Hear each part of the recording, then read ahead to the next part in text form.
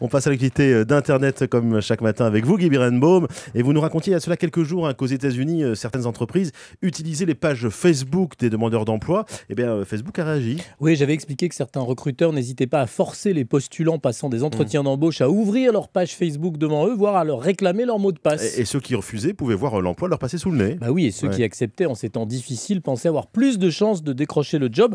Alors si dans un premier temps Facebook n'a pas réagi à ces pratiques intrusives, Clubic.com explique que le réseau social a publié vendredi un message dans son groupe Facebook and Privacy.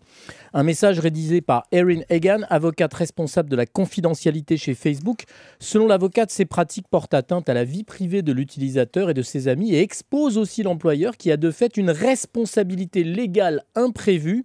Ce que veut dire l'avocate, c'est que l'employeur est en tort, mais l'utilisateur aussi. En effet, quand on ouvre une page sur Facebook, on s'engage à ne jamais communiquer son mot de passe à personne, ni à laisser quiconque accéder à son compte à sa place.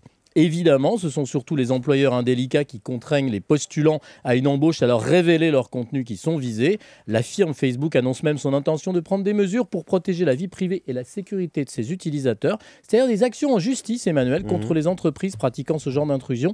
Facebook veut aussi tenter de sensibiliser des décideurs et des politiques à ces manquements. C'est très bien, mais il est quand même un peu paradoxal, amusant même de voir Facebook défendre la vie privée de ses 800 millions de membres, alors que le réseau social est lui-même très souvent accusé de les surveiller pour des raisons commerciales. Facebook, grand défenseur de nos vies privées.